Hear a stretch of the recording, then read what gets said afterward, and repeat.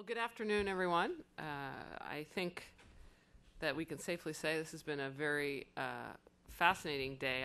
I personally am grateful for the opportunity to delve into the role of the European Court of Human Rights in more depth. I found myself swinging from thinking this is all a Potemkin village to basically resolving with Tanya's last words that this is the most important tool for the human rights community. That's quite a range, parameter.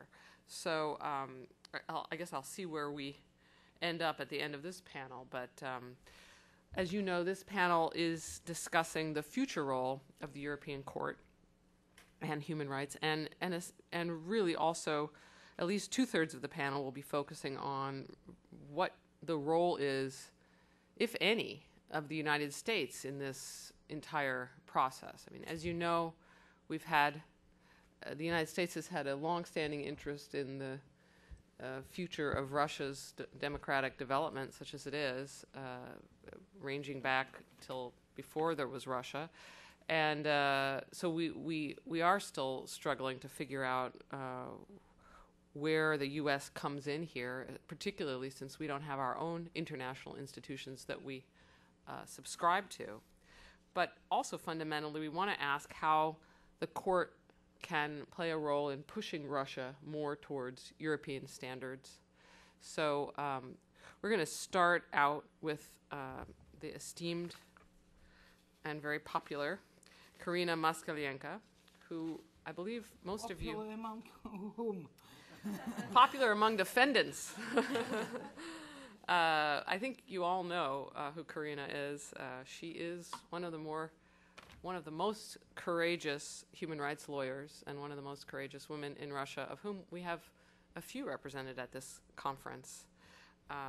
And we're really, I guess I'll give a little of her background, even though I think most of you know it. I think you know that she founded the International Protection Center in 1995 and has won some remarkable victories and has been working to protect the human rights of many important defendants in Russia.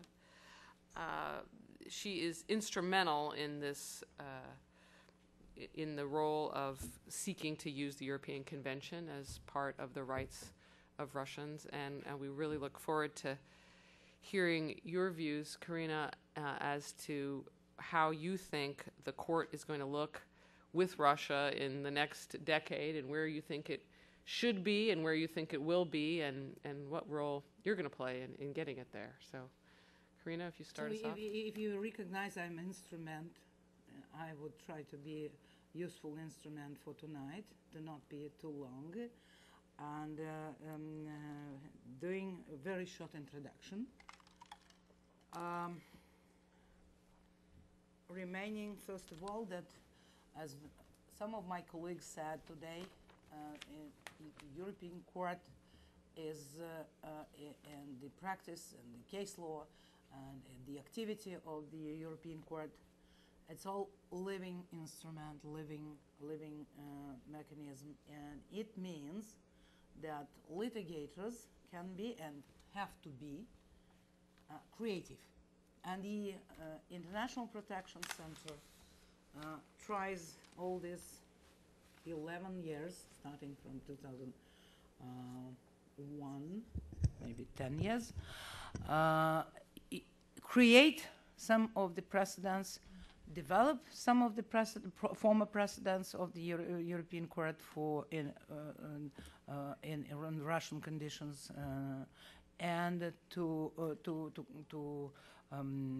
use old and to create a new case law. As for today, we have won 140 cases. It's a really big percent of all the Russian cases won by the victims of different human rights violations. And just today at 4 o'clock in the morning, I was woke up, and previously I couldn't realize in which country, in which city, in which apartment I'm staying.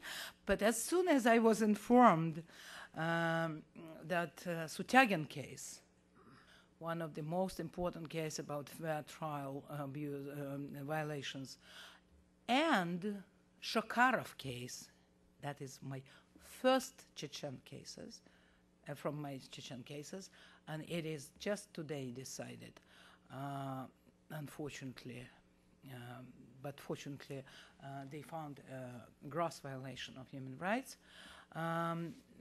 We started with Shakharov case, that was the first, and it is almost the last from our list of Chechen cases which have been decided by the European Court.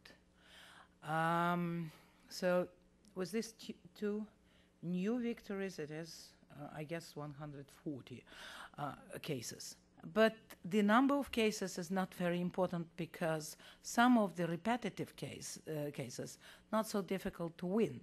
Just we don't like to refuse of the assistance to anybody, and we always advise people. But some of the cases, even repetitive cases, we bring to the European Court if we find something important there, or we very much sympathize to the victim, or something like this. So we have some more 200, maybe 300 cases pending. And we are waiting for the for really important judgments which can create new precedent, which can be used by other people. So part of the future using the mechanism of the European Court is how to develop existing precedents. And as Tanya Alokshina said, Karina would speak on Kalashnikov case. Never. Everybody knows Kalashnikov case. That was the first hearing at the European Court. That was very remarkable case. Russia made a lot of efforts in order to satisfy the requirements of the Committee of Ministers, which check all the implementations of the judgments.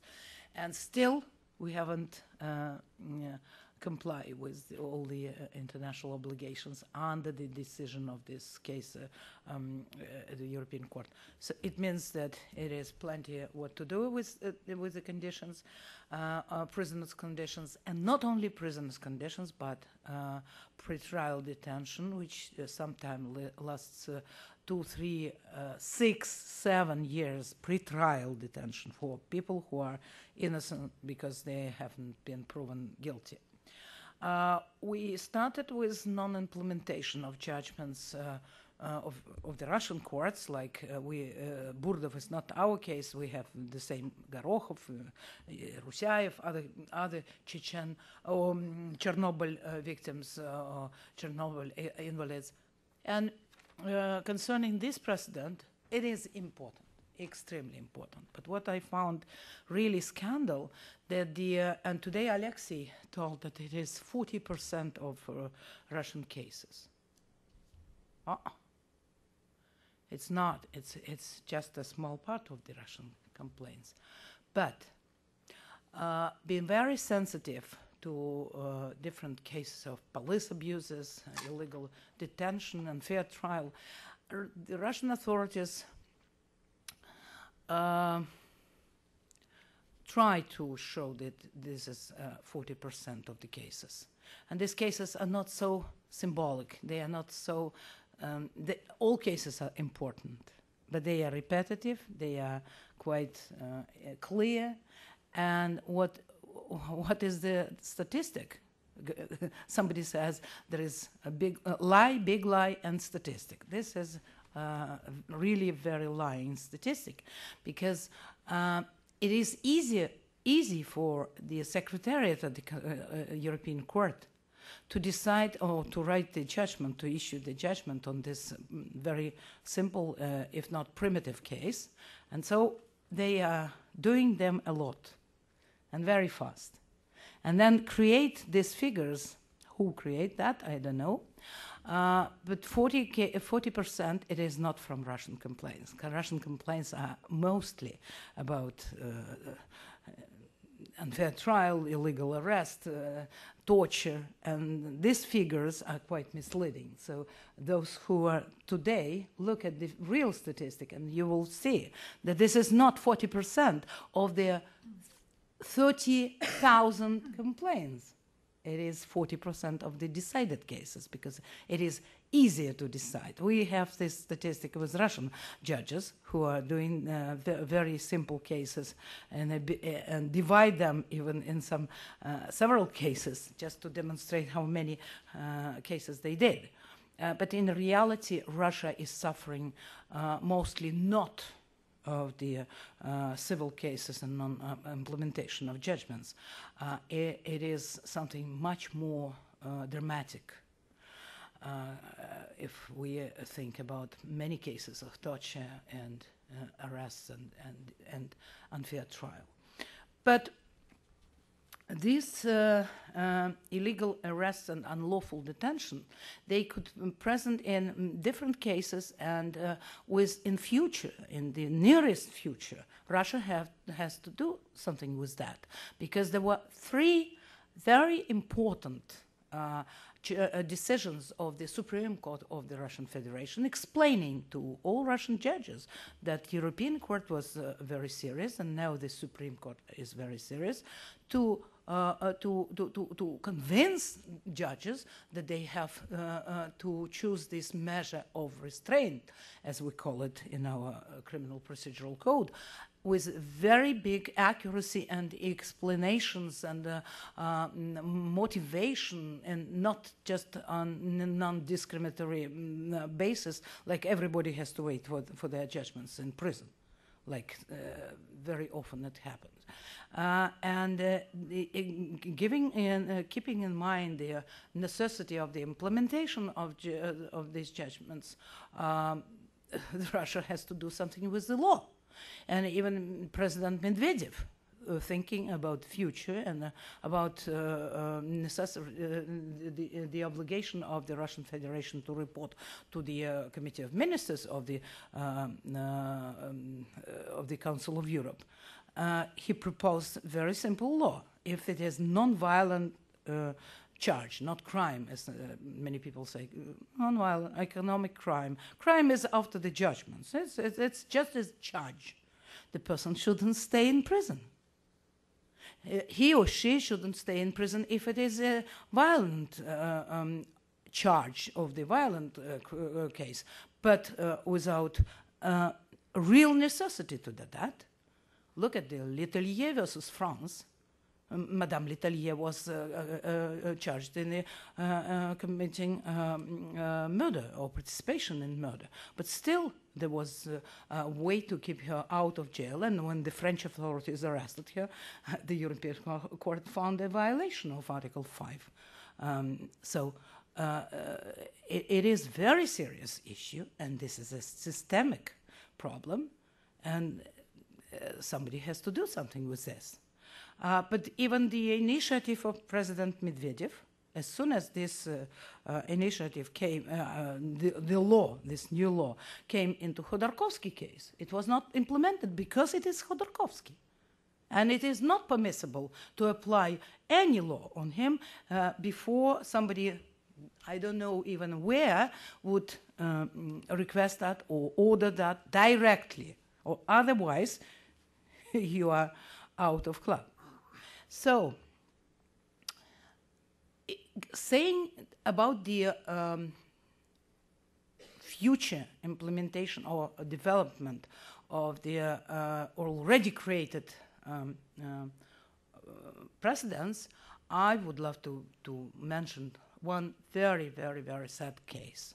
Mr. Trubnikov died in prison, and the Russian authorities thought that they have no any responsibility for his death. And now, when family of Sergei Magnitsky and his colleagues found me to bring this case to the attention of the European Court, I said this is very simple. It's a horrible event, it's tragedy, it's a very serious case, but it is very simple from the point of view of how the European Court treats this type of cases. It is always, almost always, pure and direct responsibility of the state authorities. even forgetting that he suddenly discovered huge corruption on some officials. Even forgetting of this part, he was killed because without necessity, without requirements of Article 5 and all the case law on Article 5 at the European Court, he was, as others, kept in prison.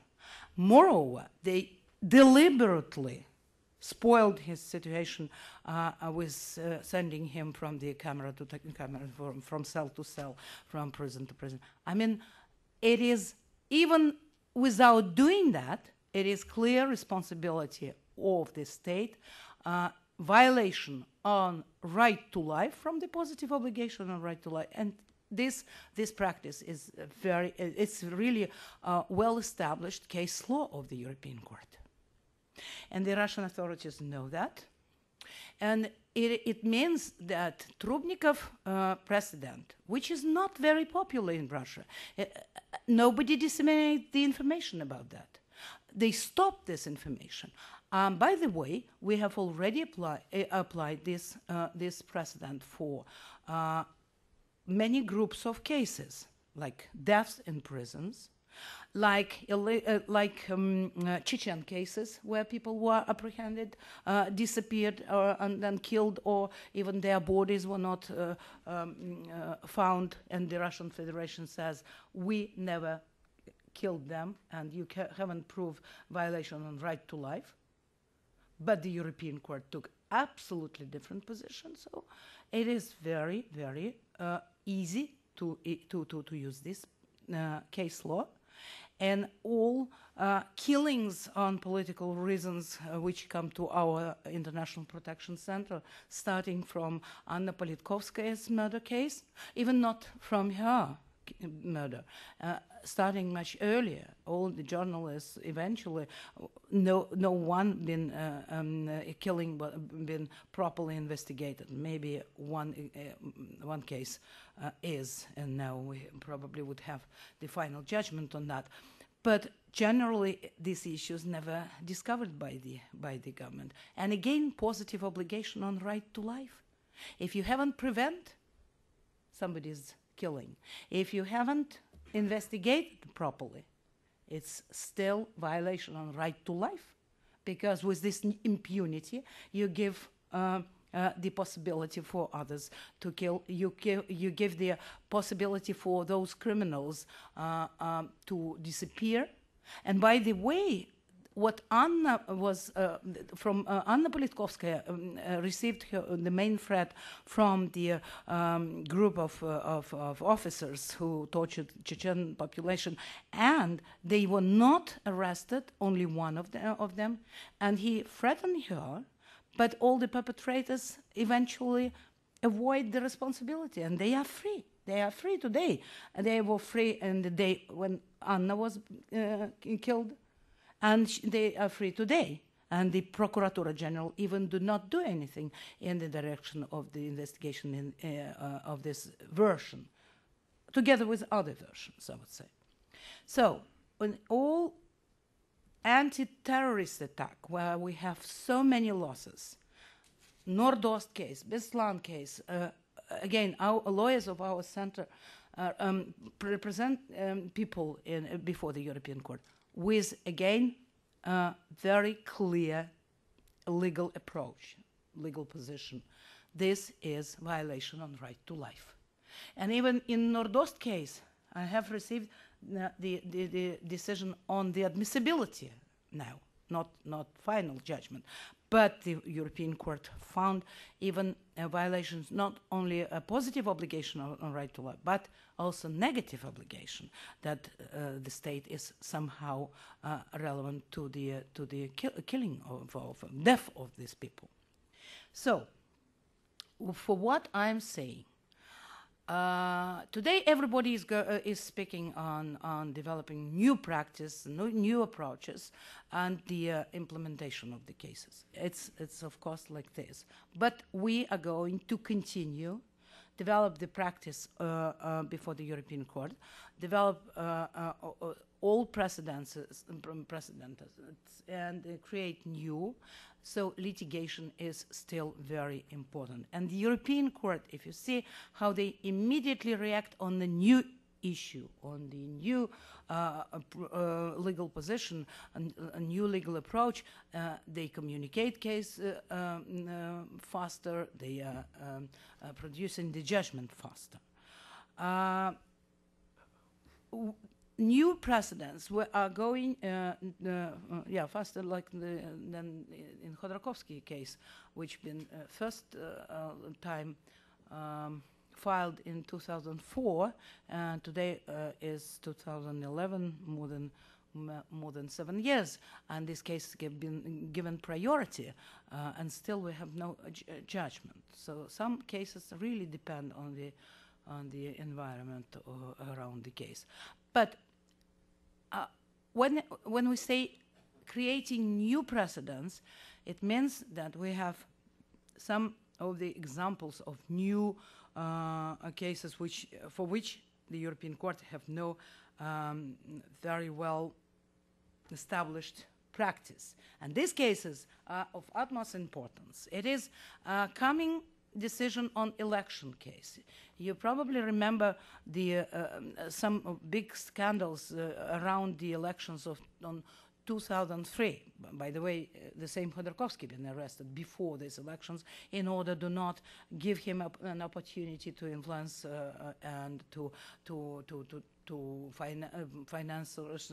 financially support the opposition for this election. So these elections were planned with the current Russian authorities as a victory, full victory, and the means for this victory had no any value.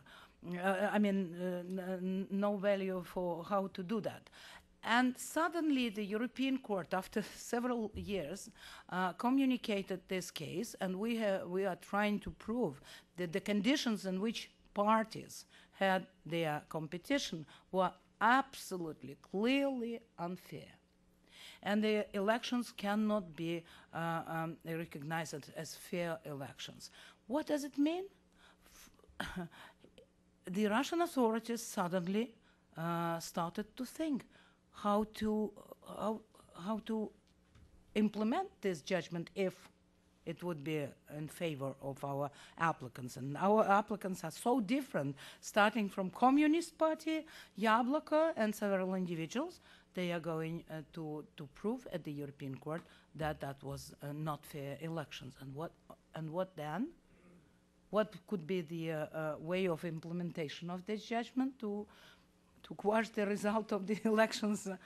Like recently, the Supreme Court of the Russian Federation finally recognized that Lebedev and Khodorkovsky been kept in prison against the law. It is, yeah. So anyway, for former elections, it probably doesn't matter so much. Although for these authorities is very important and very useful to remember that they have no full legitimacy. But the future elections should be organized in a way that do not contradict to the practice of the European Court. Otherwise, the Committee of Ministers, again, the effective body which check all the implementation of the judgments. Then interesting precedent we are going to create on extremist cases. Today there were several questions about this type of questions. Dmitrievsky case coming, and it's going to be a judgment soonly. And Dmitrievsky today is again under the danger of being arrested and incriminated for extremism, because this man created a really valuable research, a big book, 2 volumes, like all the facts and the theory of the international law on armed conflicts And he analyzed all the sources, both scientific and factual. And he is, according to the opinion of the Russian experts, extremist, because he wrote this book. Discrimination cases, they are very few. And the European Court has never been very much in favor. They always denied the discrimination, and that was the last word to say that they can found discrimination. And today, gender discrimination, very dangerous thing for the Russian authorities. They cannot realize that when men and women treated differently, this is a pure discrimination. This is violation of Article 19 of the Russian Constitution. Even forget about 14 of the European Convention. And the president of the Constitutional Court suddenly said, we cannot implement this judgment. We go to the Grand Chamber because men have no right to have their paternal leave. Women have to stay with the children under age 3. Always women, because if you have man, military officer, not only him, he is certainly discriminated, but even his wife is discriminated because she's obliged to stay with children. But if she has better salary, or if she is ill, or if she cannot give this care to the child, and in this particular case there were 3 children underage, and he was not permitted. Even criminal case was initiated against him. And only because of this scandal at the European Court, they stopped this criminal prosecution of this case. But the Russian Federation managed to convince the European Court that this issue has to go to the Grand Chamber. And on the 18th of June, I hope we will plead this case before the Grand Chamber, to establish the practice of impossibility of gender discrimination. And men, I would say, in our country, they are really not only discriminated, they are oppressed. I mean, they have their pension 5 years later than women. They always have to serve this horrible military service for which my son would never go. I mean, I will be dead body to stop this going to army. But if you have children, all girls, I have no worry. But if this is a man of age 18, he is in danger, and the Russian army today is not a best example of any army you can imagine. And you know, all men go to the pensions on 60, and women on their 55. And it is not justified with child care. For example, if women had child or children, maybe like France, accounted 2 years minus, it is somehow justified. But irrespectively with child care questions, she still has right to go to pension 5 years earlier. And it is very well established fact that men, the middle age, how to say, средний возраст. Middle age of men. Average. I feel that it is not middle age. Average age of men who they hardly survive for their pension, unfortunately. So with this case before the Grand Chamber, we are going to establish a new practice and new precedent.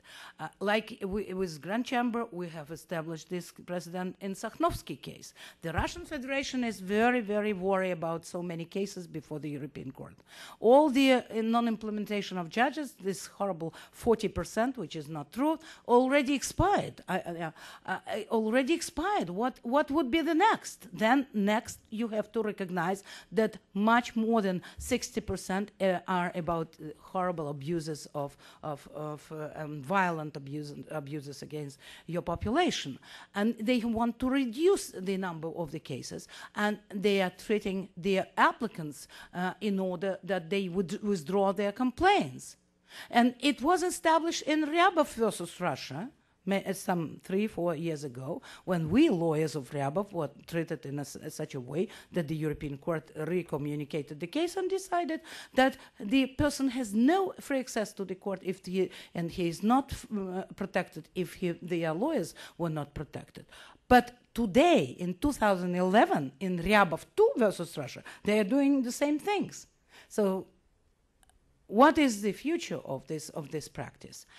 And in Sakhnowsky versus Russia, they decided dramatically reduce the number of the cases. They have decided that in all the difficult situations, they can quash all the previous judgments, and then the European Court is not in a position to decide on the cases because of the complementarity of this remedy.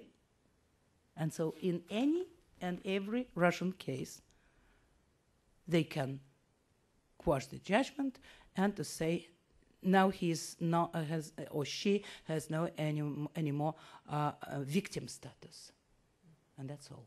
And we prevented this attempt before the Grand Chamber. We won the case of Sakhnowsky versus Russia, and the European judges, Grand Chamber, 17 judges, issued the judgment that and the person still have a status of victim unless the full redress would come. And Sakhnowsky case proved that even after the quashing the judgment, they created the same violation and plus one new violation. Thanks to them, they assisted us to illustrate that just the very fact of the quashing of judgment would not bring full redress. So today we were speaking about the implementation a lot. And this is the very serious issue. Because of the repetitive cases, the European Court is overloaded. And they don't want anymore tolerate to this. So when the Russian authorities, after 2 and something years, ratified the Protocol 14, there are some possibilities to push the government to really implement judgments. And if the government is so insisting on their right to violate rights, then the same case can be sent again to the chamber and to decide it in a new way, in a new fashion.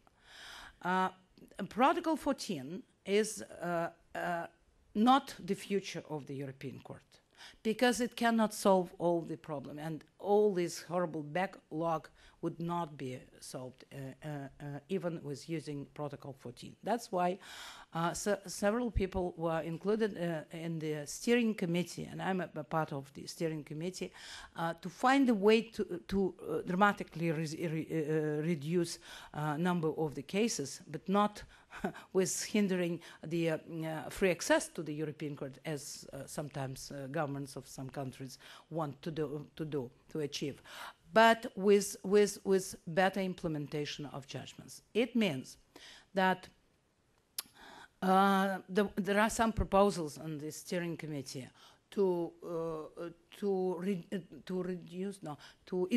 increase the payments, to increase the responsibility of the state, and to include this in the judgment. There are some really bad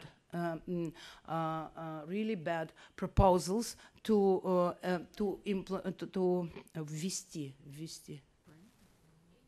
introduce a new requirement for the applicants, symbolic, as they say, symbolic fee for the filing the application. It's absolutely impossible for Russian, first of all, for Russian applicants, this is not very symbolic.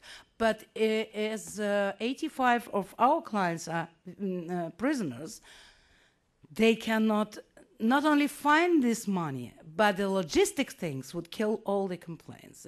That's for sure. And we were aggressively objecting on the steering committee together with the representative from Bulgaria and Amnesty International and International Commission of Jurists. So it is very important to create now Protocol 15 and somehow to decide this backlog situation. Otherwise, delayed justice is not really a justice. And the last question of the future of the European Court is the composition of the court. Who are judges, today judges, who are tomorrow judges, who are going to be judges in future. Because look at the quality of the judgments.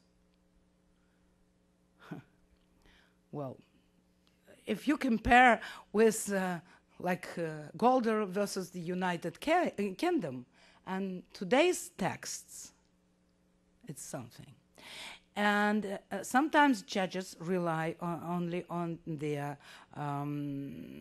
lawyers' different position working at the European Court. For example, in Russian section, and there are 47, and now people say even more. And this no, it's not paralegal. It's like they are replacing judges. They are preparing all the judgments, and the judge cannot correct too much if he is not or she is not very much experienced in language, or he or she is not very much experienced in a case law. So whatever this jurists of the European Court would prepare, it would work. And sometimes they decide on the case. People are writing to the European Court. They are sending their complaint to the court, means judges. And they even do not suspect that their complaints go only to the Secretariat. And Secretariat is as much good working as much cases they would kill. And sometimes somebody was asking about the highest rate of inadmissible cases. Some of them are very, very much admissible. But the Secretariat would find a way to present some of other issues in order to convince the judge, who never was able to read in Russian, for example, or in Ukrainian, or another language, Moldovan, and cannot check if it is like this. So there are still many problems. And education and training, both for lawyers or for other involved in this process, has not been fully decided. And Russian lawyers, future lawyers, students, they never had a good course on international public law. For example, I'm teaching this in High School of Economy, because this is the only school which you can invite such person as me to give any impression or any knowledge on this area.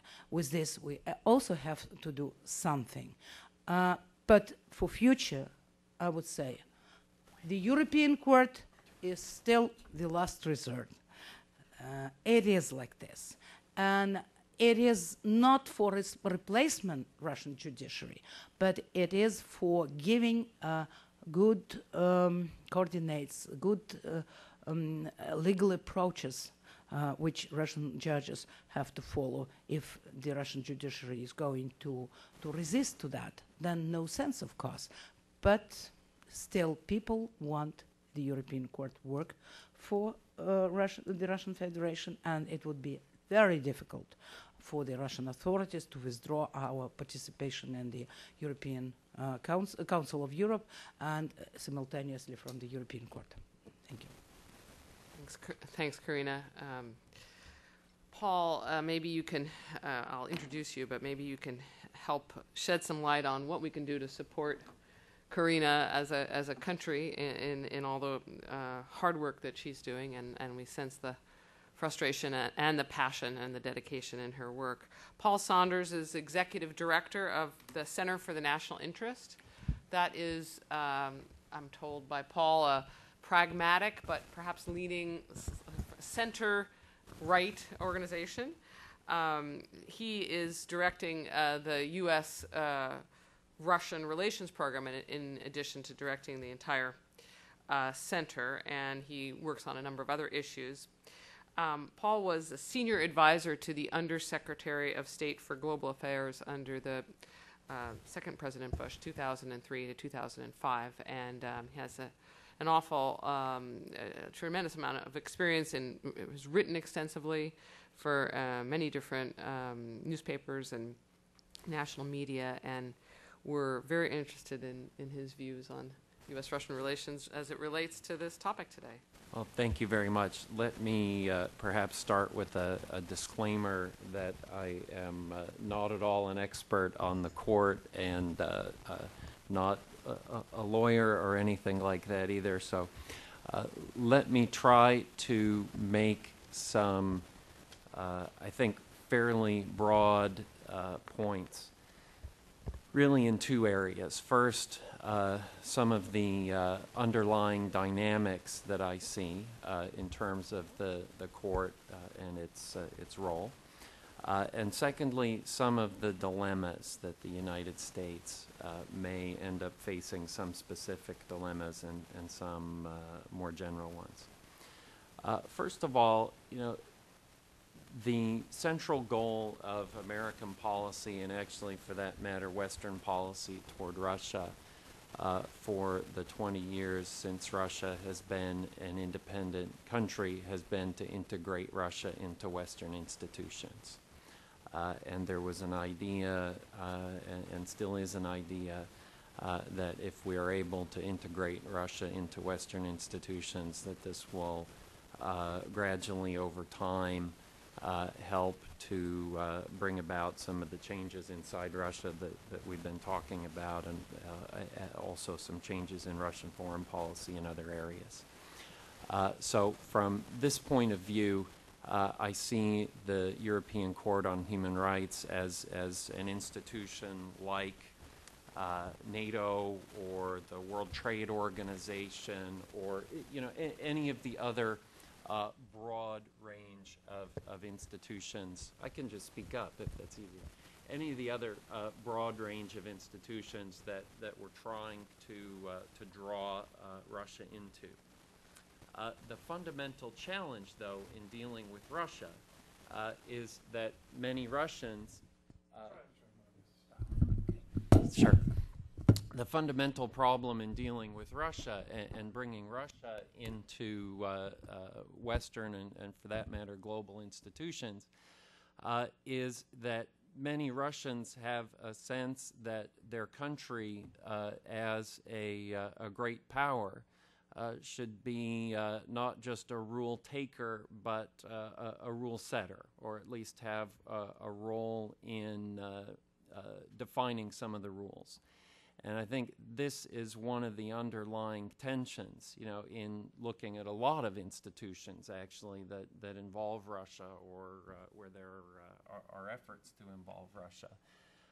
Because there are many institutions, and this would be one example, that Russia signed up for in the 1990s at a different time. And Russia today has... maybe in some respects, a different view of what its role should be in setting the rules, and I think this contributes to a certain dissatisfaction in Russia.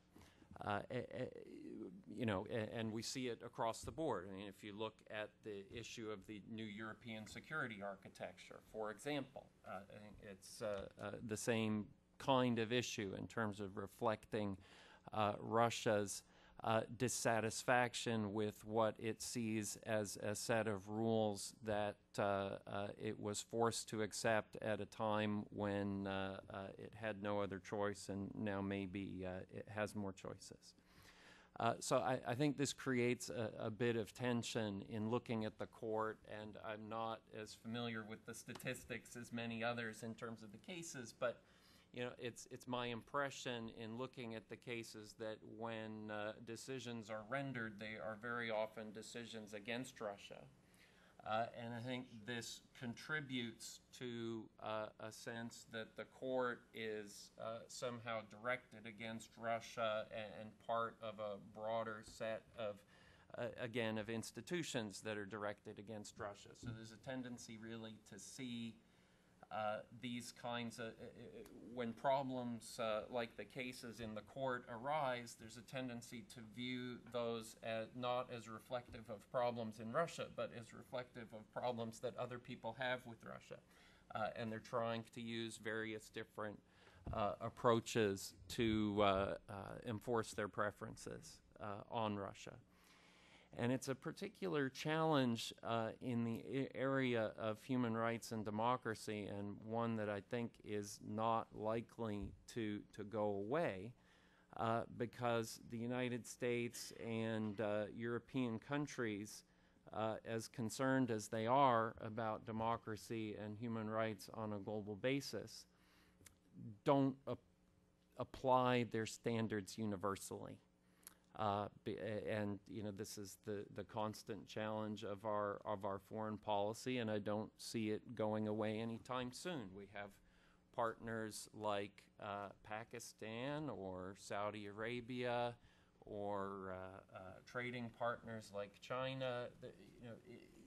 It's something that happens all over the world.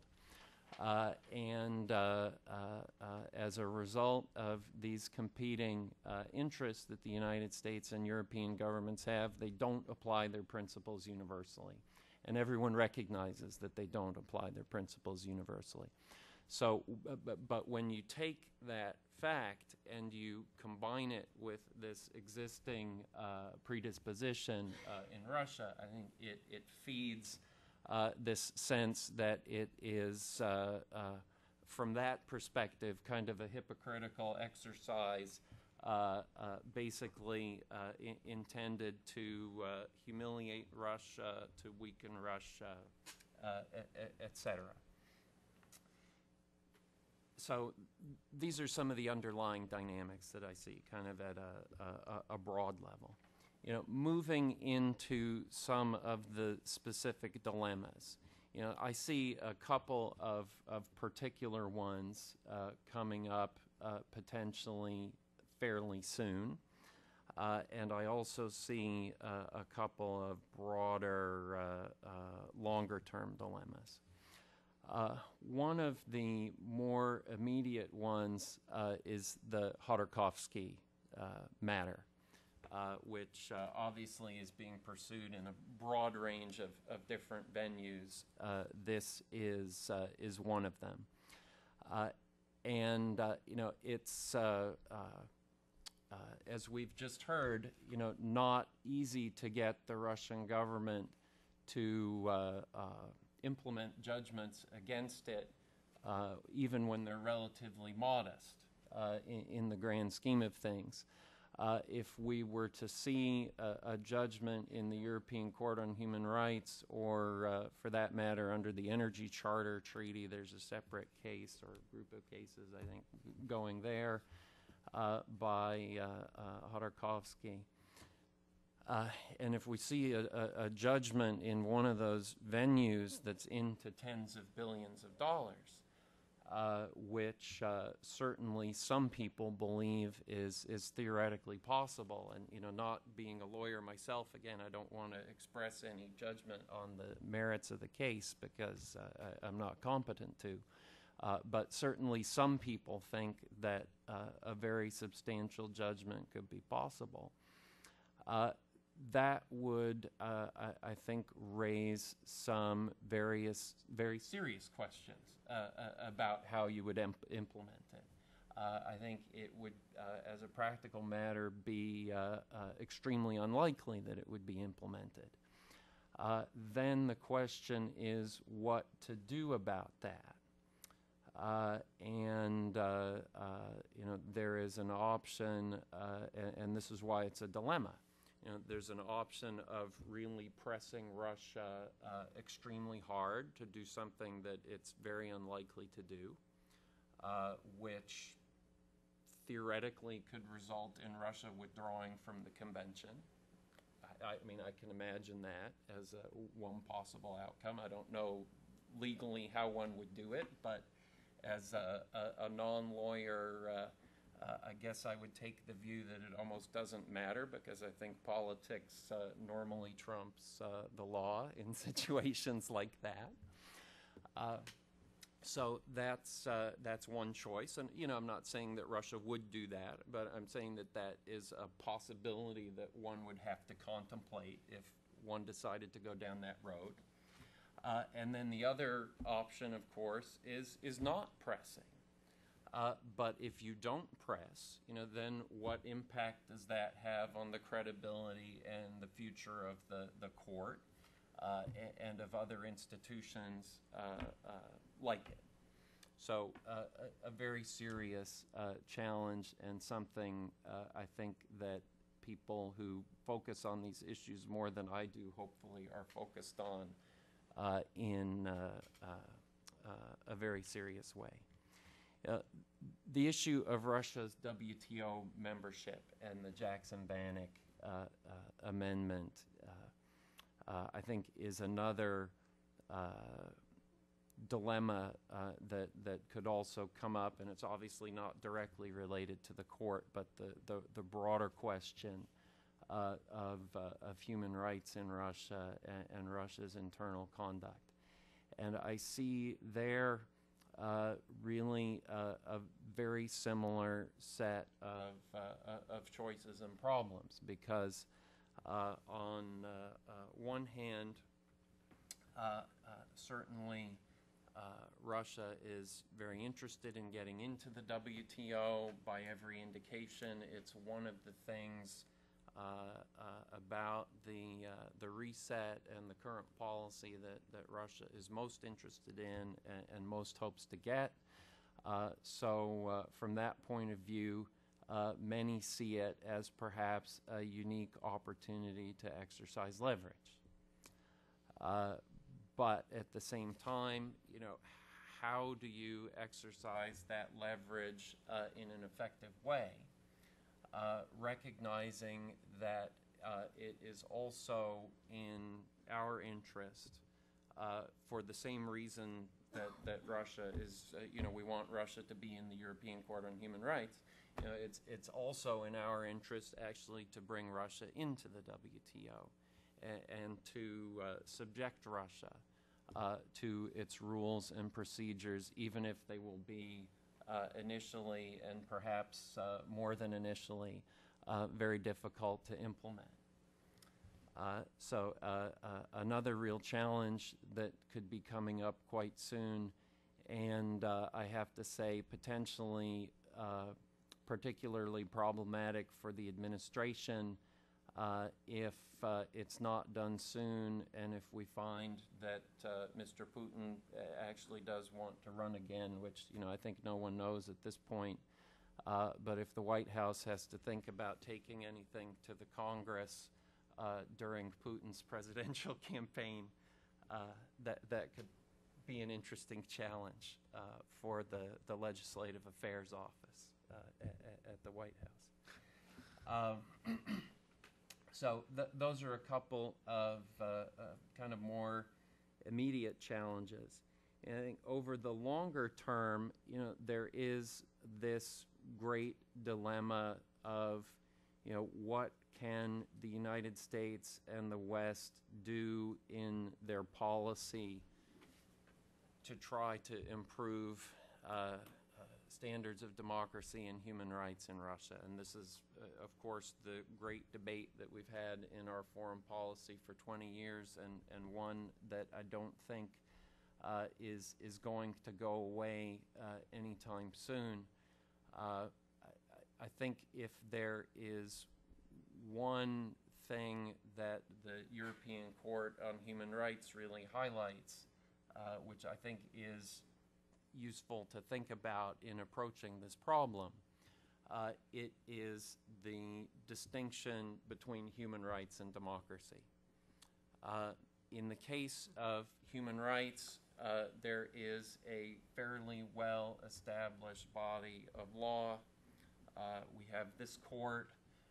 We have a lot of different United Nations materials as well, and there are fairly clear standards with well-defined procedures to try to apply. In the case of democracy, everybody has a different definition of what democracy is, what it means to them, how you set up, in a specific sense, how you set up a democracy that works and is right for your society. And I think the kind of practical basis for pressing on democracy as distinct from human rights is much weaker. I would also say that there are many things that you can accomplish for democracy through work on human rights. And ultimately, whatever kind of democracy Russia has, if it ever has one, if Russia has a set of clear rules that everyone follows, or at least most people follow, that would address many of the biggest problems. So that's my own little contribution there. And by the way, in thinking about the WTO and the Jackson-Vanik Amendment, and there's already a little bit of a debate about, do we just graduate Russia from Jackson-Vanik, or do we graduate them from that and then try to have something else? There is a certain argument for having something else.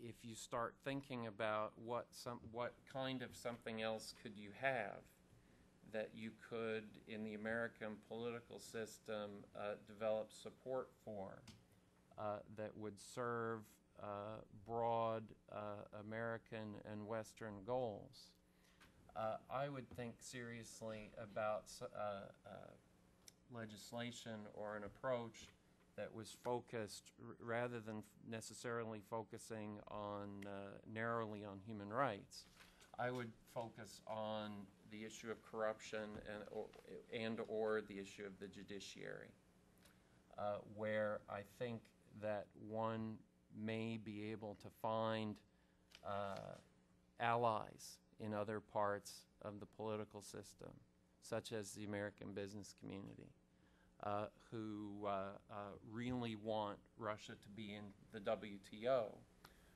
but also really want contracts with their Russian partners that can be enforced. So just a little bit of a practical thought there. Final, very broad dilemma in thinking about this set of issues, and I'm sorry if I'm speaking too long. I guess this may sound a little bit funny to some, but I still really feel that actually the fundamental problem in Russia is that the state is too weak. And people are very concerned about the state being too strong. I actually feel that the problem is that the state is too weak. What do I mean by the state? What I mean by the state is not the people. I think the people are quite powerful enough, and they have a great deal of arbitrary authority. The problem is that the state institutions are too weak. You can't defend human rights in Russia without having a strong state. It won't happen. And if there's a weak state, you will just have chaos. And people may be free to do a variety of different things. But I don't think anyone's rights will be very well protected, if I can make kind of an intellectual, but I think also a practical distinction. So, the Russian government has tended to try to respond to its concerns about corruption and other things by making officials more powerful, which I think is totally the wrong approach. They need their institutions rather than the people to be more powerful. Anyway, let me wrap up there. Hopefully that is useful and contributes to the discussion during the day. I look forward to the discussion after Nadia. That's the first time I've heard the state being accused of being too weak at a human rights conference, but no, I take your point, and it's a little bit. extremely interesting. Nadia, let's see, I have to introduce you. So Nadia Duke serves as Vice President for programs for Europe, Eurasia, Latin America, Africa, and the Caribbean at the National Endowment for Democracy. She herself is kind of an institution at NED for 20 years prior to being Vice President. Nadia supervised NED programs in Eastern Europe and the Soviet Union and then into Russia. So she has extensive experience in understanding the development of the NGO community and the U.S. role in the region. So we very much look forward to your remarks. Yes, thank you. Having listened to everyone else today and also being the last speaker, I have to confess to being extremely humbled by the sort of wealth of knowledge that I've heard here today, and as well to confess over and over, as I have done over and over again, particularly when Will Pomeranz was kind of twisting my arm to really be on this panel when I was claiming that I'm really not an expert on any of this and you should probably look elsewhere, but he insisted. So I've done my best, and in the area of it's a huge subject that has so many different aspects to it, and truly here today I really have learned a lot. So if you can just sort of bear with me a little bit with my somewhat scattershot presentation, which will, as a non-expert, I think I will be actually posing more questions than I will be giving answers, but maybe for the last presentation of a very good conference, maybe that's not such a bad thing.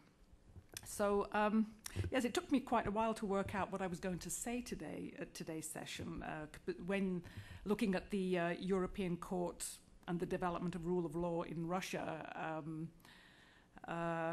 we're looking at an institution that is outside of the country, that is being looked to develop and improve the rule of law in Russia.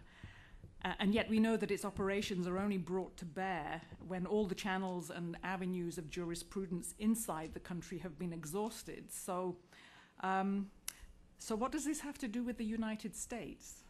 Was my first question. So we're very familiar with the role of the European Court and the way that the human rights community in Russia has embraced it in a sort of somewhat ongoing and thankless task of trying to gain justice for human rights abuses and violations of the rule of law, in addition to all of the other cases that I've heard about today, but I tend to focus more on the human rights issues that come to the court. And put that into some sort of context for us here. There's one very direct point that I want to make about human rights in Russia and the European Court.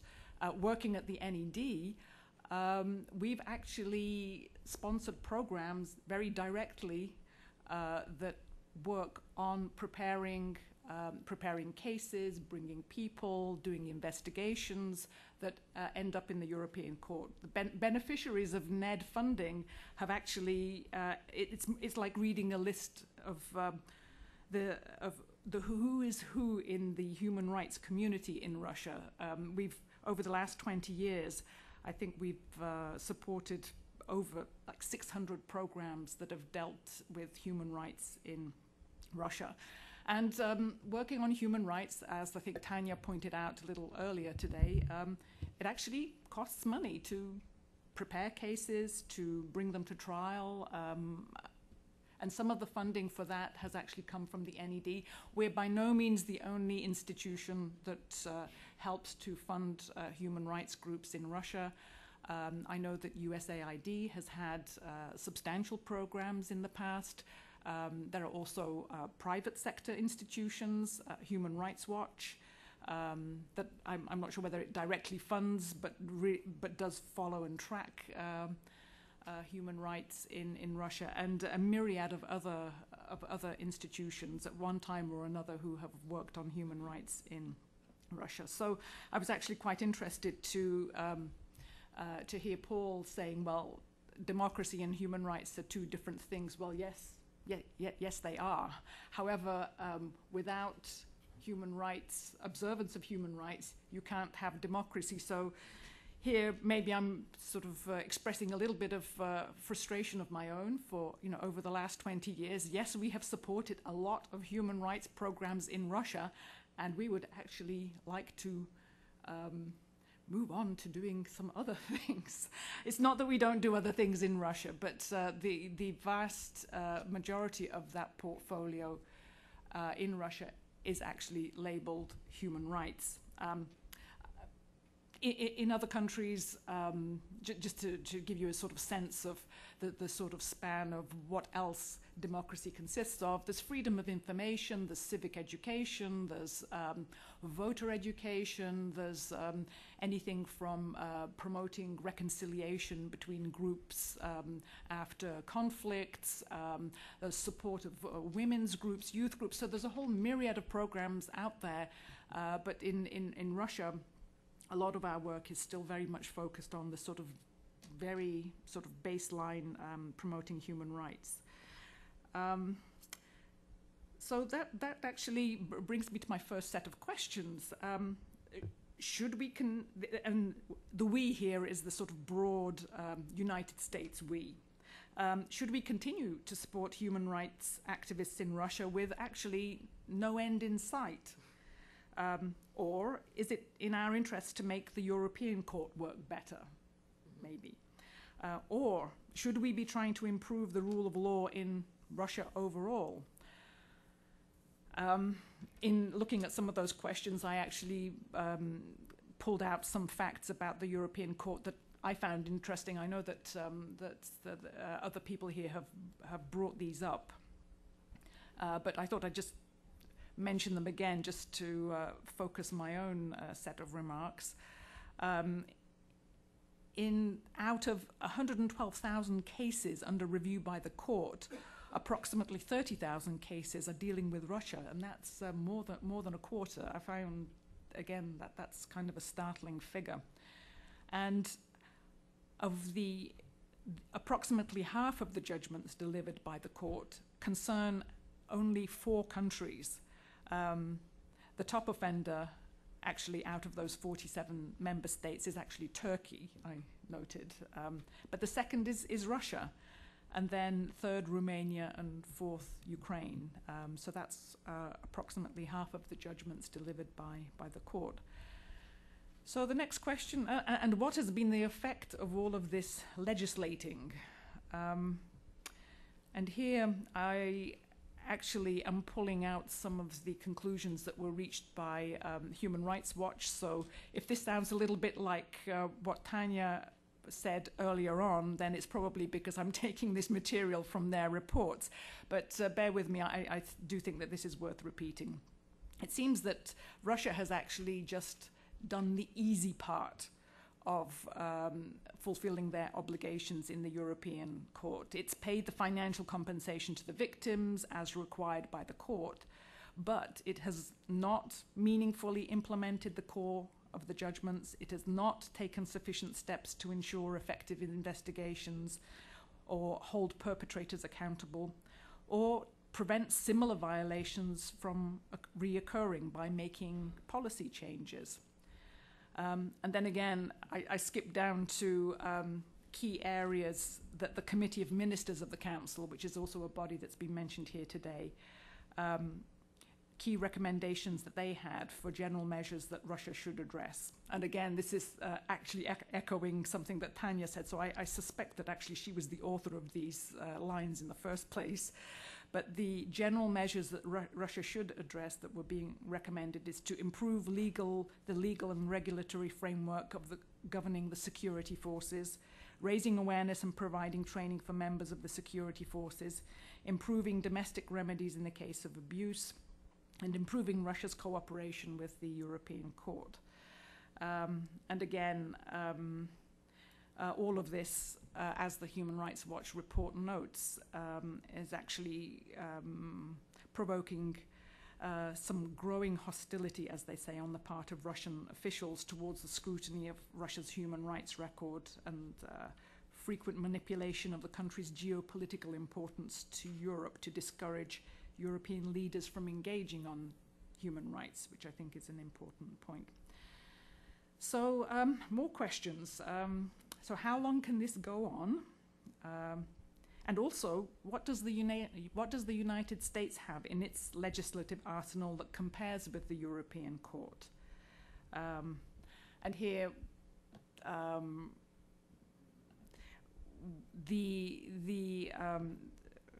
I know that Will actually wanted us to speak about the Jackson-Vanik Amendment, but in looking at it, it is actually often brought up as the only piece of legislation on the books in the United States that still links human rights and the access to economic and trade benefits. But when I was kind of thinking about, well, what does Jackson-Vanik actually mean in today's world, because it's legislation, it was an amendment passed in 1974, you start getting into a sort of circuitous argument. Well, Jackson-Vanik is outdated, but it's still the only institutional mechanism that remains, and it's actually preventing some trade benefits and has an impact on the economic situation. One of the reasons that I have heard, and again, there are probably people who know a lot more about this, one of the reasons why Congress is very reluctant to lift Jackson-Vanik for Russia has in the past been on the subject of chicken imports, which I gather was very a very sort of hot subject a few years ago. But if you sort of think about that, well, you know, if that trade relationship were working with some other country, then if there were problems, then the internal judicial system of that other country might be able to sort out the problems that the American businessmen have with the exporting such chicken parts. So you get into a sort of circular argument with Jackson-Vanik, and I know that many people who work on the Hill say that you know, Jackson-Vanik is not going to be lifted for Russia or taken off the books anytime soon. And I think even though it is discussed, I think it's not even on the docket for the 112th Congress, as far as I know. So that leads us to more questions. So why can't the internal institutions of justice function in Russia to develop the rule of law? Well, that's really the big question. And I know that we've been sort of dancing around that topic because this is where the division comes between politics and law. And I think, as you know, Paul was sort of intimating there, looking for support, that if it's a choice between politics and law in Russia right now, then yes, of course, politics wins out. And I think that's the sort of simple answer to a very basic question that we still need to continue asking. Just maybe a couple of other points to throw in, just to finish up on Jackson-Vanik. As I was thinking about you know, human rights in Russia, when Jackson-Vanik was passed in 1974, the whole issue of human rights was actually very different in Russia. It was a controlled society. The Communist Party was in control. There was something of a rule of law. I mean, it functioned in its own particular communist way. No references to the European Court or anything. But as long as people were not allowed to emigrate just because they wanted to, that was a whole long procedure which actually ended up in passing Jackson-Vanig. But as long as most people and dissenters stayed fairly quiet, there was not the kind of brutality that you see now. Of course, yes, there were dissidents in the Gulag. There were some tragedies, but by and large, people knew people knew the rules of the game, and knew that that if they transgressed those rules, that then they might be sort of taken away. But I still think that the human rights situation today is just dramatically more brutal and unpredictable. The rules of the game are not so well known. It seems to me that, in a sense, the price that has been paid for this post-Soviet Russian society to actually enjoy the freedom to travel, to enjoy the freedom of receiving information, to enjoy some of the other freedoms that it has in a much greater way than it did under when Russia was part of the Soviet Union. The trade-off to that is that every now and again individuals are going to be targeted for what they do in terms of human rights or journalism, and that kind of brutal killing can happen in the street, it can happen in the areas where they're working, and you don't really know when it's coming, you don't know who's going to, well, within range, you're not really quite sure who's going to be the next target. And it seems to me that really is the sort of the tragic trade-off that we have now, and that is the tool that is being used now to control the population, and very different from what it was in 1974. So for all sorts of reasons, maybe we really should be looking at some different instruments. So broadly, the role of human rights in the US-Russia relationship, that's a very big subject. Because we know that however well all of the other parts of that US-Russia relationship function, and I know that there have been some achievements in terms of cooperation on anti-terrorism, Iran, Afghanistan. I mean, you only have to listen to Mike McFaul to get a whole sort of list on, how various parts of that reset have actually worked well. But the minute somebody dies in prison or is shot on the street or is hauled off into the woods and killed and body dumped, it gives us a really sort of jolt again that really we just haven't progressed very far in the last 10, 15, if not 20 years. So again, my sort of last set of questions, rhetorical. Should the US decouple human rights from the rest of the relationship with Russia? Has there been any improvement in human rights in Russia in the context of the reset? And does it make sense to continue relying on Europe with the European Court to keep Russia in line in terms of its human rights conduct and adherence to the rule of law? And there really is no way around human rights. I think maybe 20 years ago, the United States could have signed up to an agenda, and also taking into account as well what Paul said, that there really are differing standards. But even in the case of Pakistan and China, you still hear voices, even now within the administration, who are sort of pushing back against that sort of traditional line that we need to have normal relations and all of this human rights stuff. Somehow we have to work it out, maybe in a different bureau. At least now it's sort of on the table. And unfortunately for Russia, that really was one of the key areas that was worked on 20 years ago. So we just really can't ignore it, and must find some way to include it more creatively in that relationship, which I think everyone wants to continue. So what? How do we proceed with the US-Russia relationship? Of course, there have been many meetings, and of course, in an informal way, there is the routine raising of these issues in the bilateral relationship. We don't always hear about this, but I'm assured by people that I know that yes, these cases are raised. Yes, people are being told that they need to shape up in terms of human rights and so on.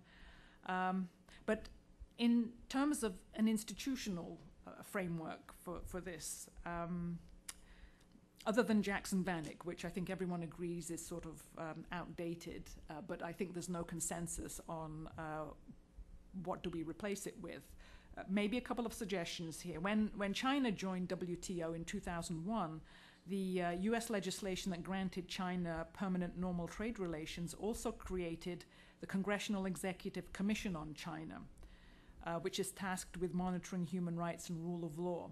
Now, I have to confess that in doing a little bit of background research for this panel, this was actually the first time that I had heard of this Congressional Executive Commission on China, which shows that it's not exactly hitting headline news, particularly when Chinese dissidents are now being routinely hauled off. But again, this is an institutional path that maybe should be looked at. Then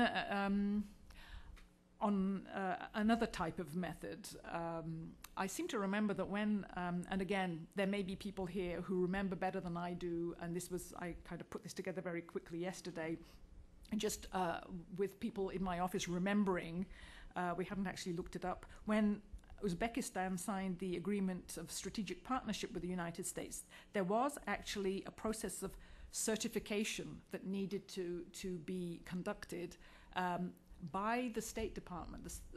I think it was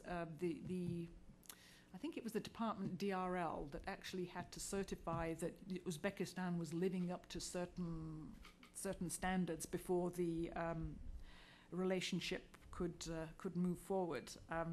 Again, I haven't ever heard anyone talking in those sorts of terms for Russia, but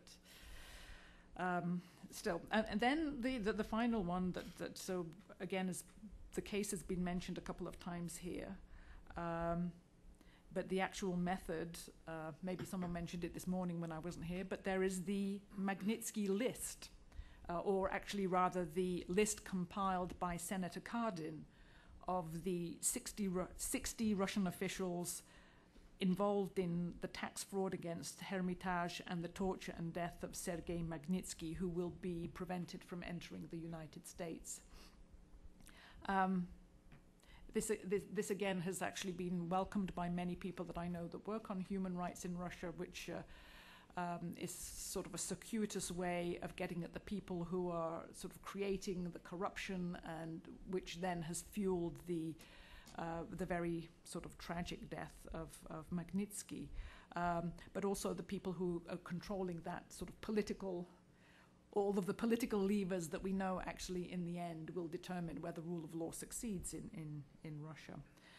So and yes, this all is very political.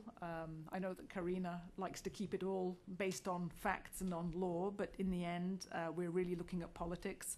And the two cases again that I think have the potential for being game changers. The Khodorkovsky case, I think we sort of discussed that.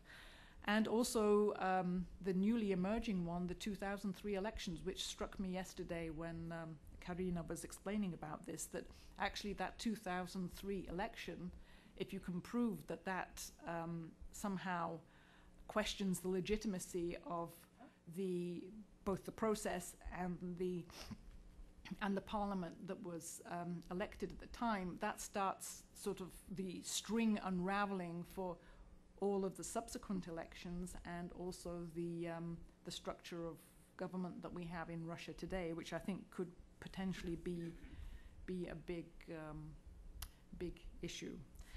Anyway, I think I'll just stop there, and sorry for raising more questions than I had answers to, but I think Nadia, I don't think that there's a big question that you haven't raised today, so that's certainly provocative. I mean, one of the things that strikes me is that on Karina's and Paul's presentation, there's a big emphasis on the importance, obviously, of the legal framework and the rules that are presumably helping Russia move toward a more integration with European standards. But I guess I'm curious, a number of points that were raised made me want to ask Karina also one of Nadia's questions, which is I mean, Nadia and I and others in the philanthropic sector would like to get out of the business of supporting human rights in Russia. We're small potatoes, but I would say that we're not going to do it, and Ned is not going to do it until it's really clear there isn't a role. But Karina, I mean, is there something else that we should be doing? Is there something else that first of all, the United States should be doing? And yes. So let's hear it. Yes, let's hear it from you, first of all. Yes, ma'am. Well, the United States and some of the institutions here and the general public, and not general public, I would say, those who work with Russians, it's funds, it's commissions, they started to interested in the European Court mechanism. And I started 10 years ago explain that we need support of that. We have the no, not 10, 15 years ago in New York. My first meeting with people who were defining legal policy, and that was a new Russia, and there was so many hopes, and they said, don't use these stupid international mechanisms, work domestically, you have so many opportunities. And today everybody is speaking about the European Court, and nobody thinks it is useless. You saved one of my clients, Igor Sutyagin. I hope such type of circumstances would never happen. Spies who pretend to be spies, or spies who are actually spies, it's very political. But eventually, it doesn't work in every case, maybe in one single. But you have saved his life. And today, the European Court, only today, after 11 years in prison, they said he is a obvious victim of violation on unfair trial. And we presented so many issues in this case, but they said we don't even need to examine each and every point, because what we found, the court was neither impartial nor independent. So all other issues are nothing comparing with that. He is obvious a victim of unfair trial. Can you imagine how to implement this case, this judgment? I don't know, to prevent future violations like this. But they describe the manipulations which been made by the judicial authorities to replace independent judges and to implement other judges. It should be stopped.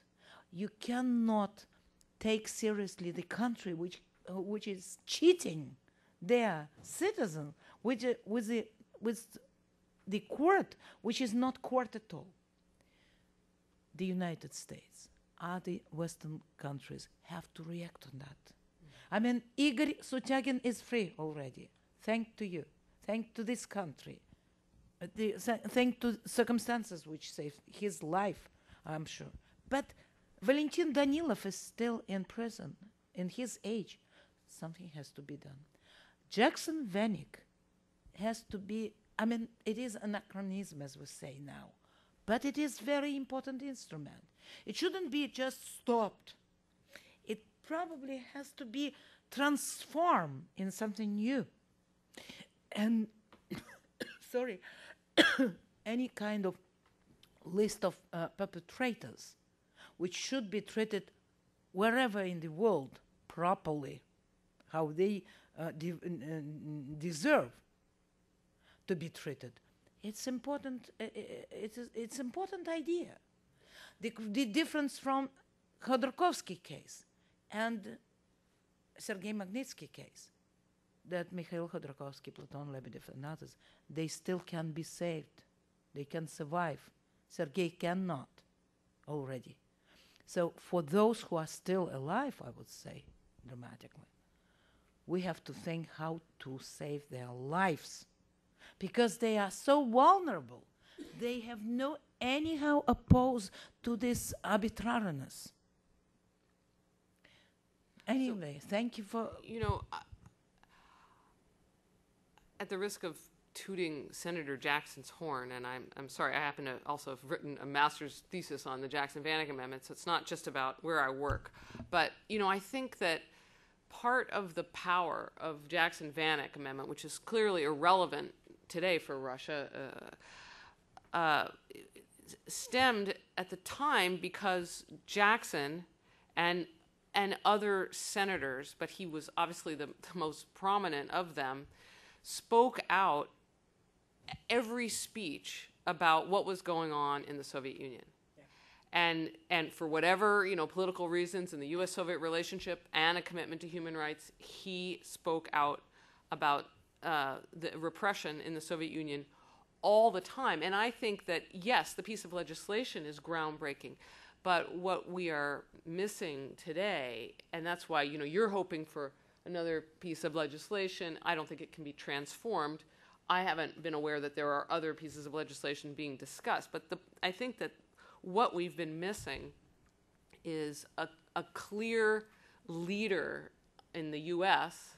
who speaks up all the time and puts it on the table, who is a powerful political figure. Because I remember Natan Sharansky writing that when he was in prison, the only that this very important political figure was always talking about rights, and so that's part of the political symbolism of Jackson-Vanik that Congress and others don't want to let go of. I think we recognize that it's well past its usefulness, but the symbolism of having something to hold up with the degradation of rights. Nadia is arguing that it's worse than the Soviet period. I think that's, in my view, it's a little bit of an exaggeration, but I think that it's the randomness of the lack of rule of law today that is endemic in what Tanya and others were discussing. Harley. Thank you. Harley Balzer, Georgetown University. Paul, I want to push you a little bit on this business of the rule setting. It's a really important point. It was one of the reasons that people were giving at the outset for why Russia should join the WTO. They should be part of the process. A really good example of it is the Bologna process. There was a big debate between rectors of Moscow and Petersburg universities, where the Moscow rector said, we have the best universities in the world, we don't need this stuff. And the rector in St. Petersburg said, we have the best universities in the world, and therefore we should help them make the rules. But I'm really glad we have Karina here, because I'm not an expert on this. My understanding of the European Court is that it is requiring the Russians to obey their own laws. It's not that you go to the European Court and say, why doesn't Russia have English common law? And so there, I think there's a real difference. Are you really trying to tell us that the Russians should have a right to say, don't interfere in our affairs when we break our own rules? That's not what I was trying to say, of course. I think the problem is that Russia clearly, there are many cases where Russia doesn't want to enforce its own rules. There are other cases where Russia can't enforce its own rules. It gets back to the point that I was trying to make about the state being weak. If you want to know the consequences of the state being weak, read Thomas Hobbes about man living in the state of nature, or humanity living in the state of nature. You need to have a strong state and strong institutions to enforce the rules, which Russia doesn't have. I wasn't really trying to dispute the fact that the court is about Russia observing its own rules. Clearly that's the role. I think the problem is less with what the court actually does than with what the perceptions that exist in Russia about the court and about other institutions, and how this feeds into kind of a wider sense that Russia is under assault by other people, outside who are trying to pursue all these different attitudes. It's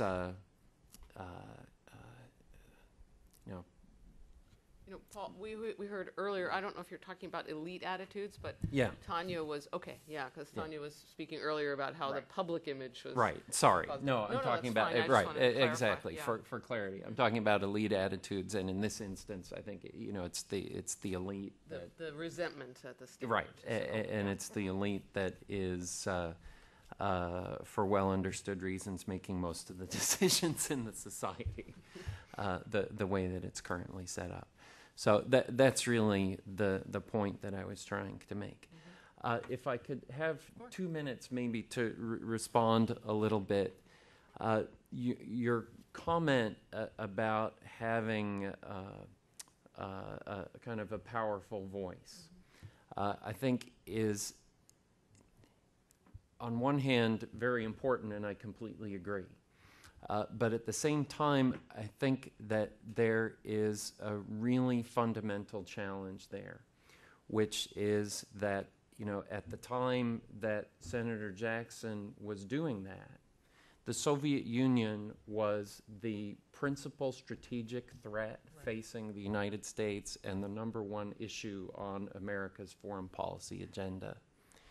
And Russia, as interested as I am in it, and Harley and many others who follow it closely, I've had my own debate lately internally about whether or not Russia's in the top 5, and I'm not sure. And maybe not. It creates a real problem. I mean, there are a lot of voices that are talking, and there's a lot of activity that's happening. And I'll bet if we asked you what share of your budget is oriented toward the Middle East and what share is oriented toward Russia, that it would reflect a little bit the same dynamic that I'm talking about. And I think that's part of the challenge. The other thing I would say in terms, just very briefly, in terms of Jackson Vanik, in terms of the congressional, I forget what it's called, Executive Commission on China. I know exactly what you mean. I just never can remember its name. And the Uzbekistan certification I'm also well familiar with. I think it's important to have a sense of perspective about those mechanisms. They always arise in exactly the same circumstances, which is when there is something that we want to do because of our economic or security interests, and people raise this set of concerns. And everyone tries to find I guess what I would call a face-saving compromise that allows the United States government to pursue the interests that have been set out, and also allows everyone to say, that this point of view was taken into account and something was done, Yeah.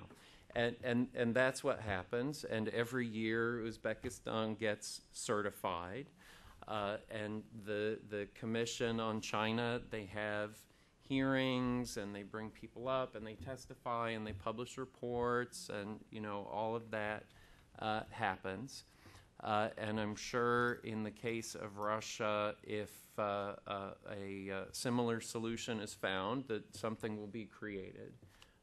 And that basically the same thing will happen. And I don't want to diminish it because it does continue to draw attention to the concern. But at the same time, it's not like Uzbekistan is going to be decertified. At least not until, we decide that we don't need Uzbekistan for anything, so why not? Just from a practical political perspective, I think it's important to just to keep a sense of perspective about what can realistically be accomplished through those kinds of approaches. And I don't want to sound like too pessimistic, but... Well, I think one of the points of this whole conference is perhaps for Americans to realize that the actions really over in the European Court of Human Rights and maybe a little bit less so in our court, other than the ability to maybe support some of the organizations. Yes, Kathy. Kathy Gosman. I just wanted to remind people, since we're talking a lot about the mid-'70s of the OSCE, or the CSE as it was known in those days, I suppose its irrelevance is, or supposed irrelevance is noticeable by the fact that no one has mentioned it. But I do think that the Russia's regional architecture, or whatever one wants to call it, OSCE was the main institution through which it tried to push, and it successfully to some extent, push that concept. And of course it's going back to old Soviet techniques, so to speak, of trying to force OSCE to be primarily about security issues rather than human rights.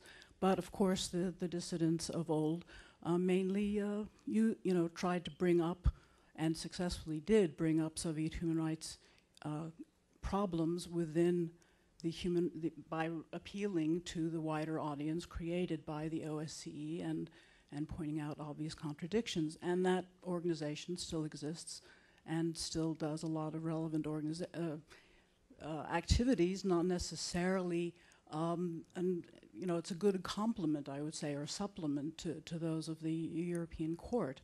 I don't want to go on too long, but it does do a lot of relevant stuff. But apropos of what Nadia brought up and Senator Cardin's list of 60, what I wanted to clarify is that actually what he and members European countries have done is put those 60 Russian officials and others on the politically exposed persons list, which is a list of individuals and organizations. I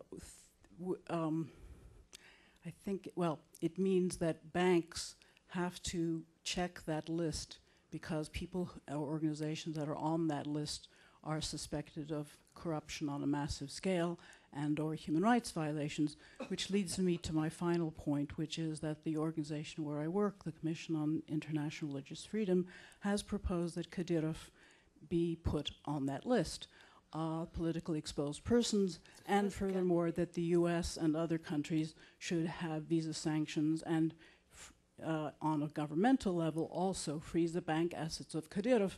We first made this recommendation last year, and frankly, I do not understand why it has not gotten greater play. Thank you. Thanks. Richard, did you want to have a word, or? I will later. Oh, okay. We'll give you your time later. We'll let you have the last word then. Last question, and it's to Karina. We've talked around the Khodorkovsky cases that are before the European Court, and they have all taken a very long time to actually be resolved. So we've talked about the positive elements of the European Court, but to what extent is the European Court itself playing politics by not addressing Khodorkovsky in what would be perceived as a timely fashion? It is so surprising for many people if you take the importance of the case, all range of the violations, already passed the decision on the admissibility, the priority status for the case, and still after 7 years there is no judgment. And judgment in this case, in Sutagin case, it would not today solve anything, but in Khodorkovsky and other cases where people are still in prison, it is so important. According to the Russian Criminal Procedural Code, Article 413, it is an obligation of the Russian judiciary to quash the judgment and to start the trial again. It is the best solution. The European Court would not be very political in this sense, just to say to talk what they already constated. I mean, all the relevant violations been committed in this case. Nothing special. Just to start the trial again. The result can be the same, but the very event, decision on the violation on right to fair trial, which is so obvious, I have no any doubts, it would bring the new trial at least and new possibilities. Nobody is going to decide instead of the Russian judiciary. Nobody can decide that. But even the decision that he is a victim of unfair trial would bring a greatest result. And then all these statements by Mr. Putin made in clear violation of the presumption of innocence when he said that the court established something when the court hasn't established something. All these violations would be enlightened, and the person would have the have the opportunity of the new trial.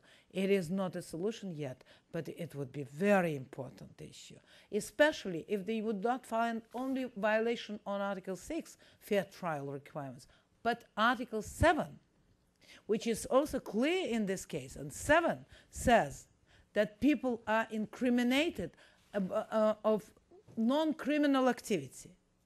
In this case, you even do not need to retry the case, just to quash the judgment and to stop the prosecution of the person.